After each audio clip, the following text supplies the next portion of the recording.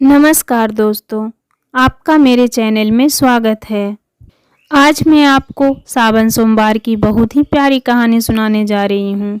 अगर आपको ये कहानी पसंद आए तो कमेंट बॉक्स में ओम नमः शिवाय ज़रूर लिखना। साथ ही अगर आपने अभी तक मेरे चैनल को सब्सक्राइब नहीं किया हो तो सब्सक्राइब कर लेना और बेल आइकन पर क्लिक ज़रूर करिए, जिससे हमारी वीडियो की नोटिफिकेशन आपको मिलती रहे।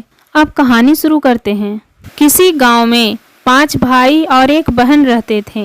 उनके माता पिता की मृत्यु हो गई थी। पांचों भाई बहन से बड़े थे और बहन सबसे छोटी थी। अभी बहन की उम्र मात्र 5 साल की थी। वह भगवान शिव जी की रोज पूजा किया करती थी। वह हर रोज शिव जी की पूजा किया करती तो उसके भाई उसके पूजा की सामग्री लाने में उसकी मदद करते। उसके भाई अपनी बहन से बहुत प्यार करते थे। वह अपने भाइयों की लाडली थी। समय बीतता है, धीरे धीरे उसके सभी भाइयों की शादी हो गई। बहन अब बड़ी हो गई थी। धीरे धीरे भाइयों के बच्चे भी हो गए। उनकी बहन विवाह योग्य हो गई थी। एक दिन की बात है, सभी भाई आपस में बात करने लगे कि अब हमारा परिवार बढ़ गया है और बहन भी विवाह योग्य हो गई है। अब इतनी कमाई से कुछ नहीं होगा, तो चलो हम सब नौकरी करने शहर चलते हैं। सभी भाई कुछ दिनों बाद शहर चले जाते हैं। घर में उसकी भाभियां और बच्चे तथा वे लड़की रह जाती है। सावन का महीना आ गया तो लड़की भगवान शिव की नियम पूर्वक पूजा करती और सावन सोमवार का व्रत रखती। लेकिन लड़की का पूजा पाठ करना उसकी भाभियों को पसंद नहीं था। उसकी चारों भाभियां आपस में बात करते, ये सारा दिन पूजा पाठ करती है, कोई काम तो करती नहीं है। अब हम सब इसे कहते हैं कि पूजा पाठ छोड़कर घर का काम किया करो, नहीं तो तुम्हें खाना नहीं मिलेगा। फिर चारों भाभियां ननद के पास गई और बोली, तुम सारा दिन पूजा पाठ में लगी रहती हो, कोई काम नहीं करती। अब पूजा पाठ छोड़ो और घर का काम करो, नहीं तो हम तुम्हें खाना नहीं देंगे। लेकिन लड़की ने कहा, मैं भगवान शिव की पूजा करना नहीं छोड़ूंगी। तो भाभियों ने उसे उस दिन खाना नहीं दिया। बेचारी पूरे दिन भूखी रही और भगवान शिव के नाम का जाप करती रही। लेकिन उसकी सबसे छोटी भाभी को ये सब बुरा लग रहा था। वो सभी के सो जाने के बाद रात में अपना खाना लड़की के पास ले गई और कहा कि लो, तुम ये खाना खा लो, मेरे होते हुए तुम भूखी नहीं रह सकती। लड़की खाना खाकर सो जाती है। सुबह जब लड़की उठी तो उसकी चारों भाभियों ने कहा, जाओ जंगल से लकड़ी लेकर आओ, खाना बनाना है, लेकिन ध्यान रहे बिना कुल्हाड़ी और बिना रस्सी बांधे तुम्हें लकड़ी लानी होगी। अगर ऐसा नहीं हुआ तो हम तुम्हें इस घर में नहीं रहने देंगे। भाभियों ने उसे जंगल भेज दिया और पूजा नहीं करने दी। लड़की जंगल में गई और उसने लकड़ियां तोड़कर इकट्ठी कर ली। फिर उसने सोचा, अब मैं क्या करूं, बिना रस्सी के इन्हें कैसे बांधूं। ये सोचते सोचते लड़की जोर जोर से रोने लगी। तब भगवान शिव वहां प्रकट हुए और लड़की से बोले, क्या हुआ बेटी, तुम क्यों रो रही हो।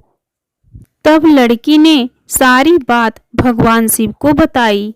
भगवान शिव ने कहा, तुम चिंता मत करो। तभी भगवान शिव ने अपने नाग से कहा, तुम रस्सी बनकर लकड़ियों में बंध जाओ, लेकिन ध्यान रहे तुम किसी को भी ना दिखाई दो। तब नाग देवता रस्सी बनकर इस प्रकार लकड़ियों में बंध गए कि कोई उन्हें देख ना सके। फिर लड़की लकड़ी लेकर अपने घर आई और एक तरफ रख दी। नागराज वापस लौट गए। लड़की अपनी भाभियों के पास गई और कहा, भाभी मैं लकड़ी ले आई हूँ। भाभियों ने पूछा, किससे बांधकर लाई हो। तब लड़की ने कहा, किसी से नहीं। जब भाभी देखने गई तो उन्हें बहुत आश्चर्य हुआ। तब लड़की ने कहा, भाभी अब तो खाना मिलेगा। भाभी ने कहा, हाँ खा लो।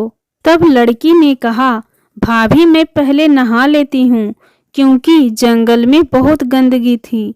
लड़की नहाने जाती है और चुपचाप लोटा में पानी भरकर शिव मंदिर जाती है और भगवान शिव पर जल चढ़ाती है। वह कहती है, हे भगवान, अभी मेरे पास सिर्फ जल है। जब मेरे भैया आ जाएंगे तो मैं अच्छी तरह से पूजा करूंगी। और जल चढ़ाकर जल्दी जल्दी वह अपने घर आती है और वह खाना खाकर सो जाती है। अगली सुबह फिर भाभियां उसे पूजा नहीं करने देती और लड़की के पास जाकर कहती है, जाओ ये धान कूटो और साफ करो, खीर बनानी है। लेकिन ध्यान रखना कि बिना ओखली के, बिना किसी चीज के चावल साफ करनी होगी और एक भी चावल कम नहीं होनी चाहिए। अगर ऐसा हुआ तो तुम्हें भूखे ही रहना पड़ेगा। लड़की धान लेकर बाहर चली गई और बाहर बैठकर जोर जोर से रोने लगी। तो भगवान शिव फिर से प्रकट हुए और बोले, क्या हुआ बेटी? तो वो लड़की ने भगवान शिव को सारी बात बताई। तब भगवान शिव ने कहा, कोई बात नहीं, हम तुम्हारी मदद कर देंगे। तब शिव जी की कृपा से बहुत सारी चिड़ियां आ गई और कुछ ही समय में चावल साफ हो गए। लेकिन उनमें से एक चिड़िया एक चावल छुपा ले गई।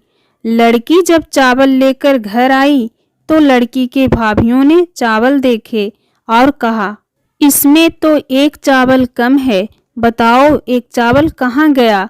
बताओ, नहीं तो हम तुम्हें बहुत मारेंगे। लड़की ने कहा, भाभी इतने ही चावल थे। तब भाभियों ने कहा, नहीं, एक दाना कम है, जाओ लेकर आओ। लड़की फिर बाहर गई और जाकर रोने लगी। भगवान शिव फिर से आए और कहा, क्या बात है बेटी, अब क्या हुआ? तब लड़की ने कहा, चावल का एक दाना कम है, अगर वो नहीं मिला तो भाभियां मुझे मारेगी। तब भगवान शिव ने अपने नाग से कहा, तुम जाओ उन चिड़ियों के पास और चावल लेकर आओ। भगवान शिव की आज्ञा से नाग उन चिड़ियों के पास गया और कहा, बताओ एक चावल किसने चुराया है? बताओ, नहीं तो मैं सबको खा जाऊंगा।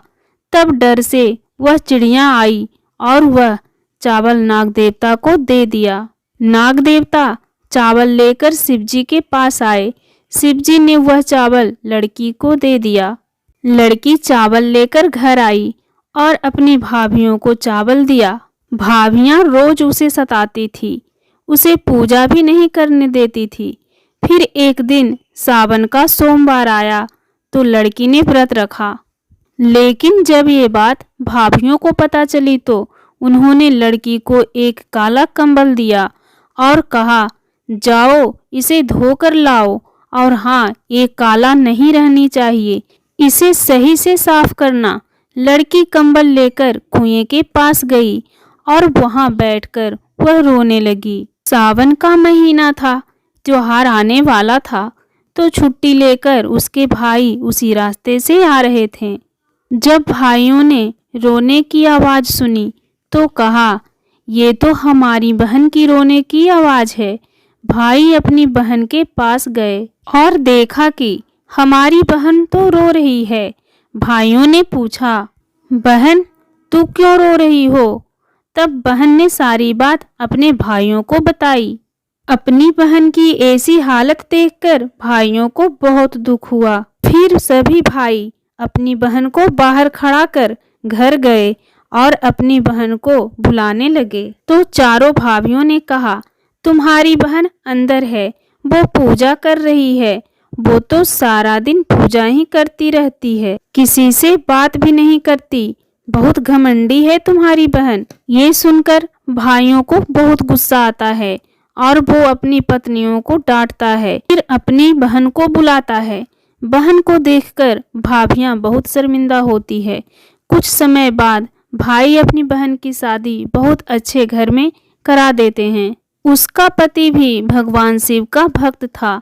अब दोनों पति पत्नी मिलकर भगवान शिव की पूजा करने लगे। शिव जी की कृपा से उनका जीवन खुशियों से भर गया। ओम नमः शिवाय।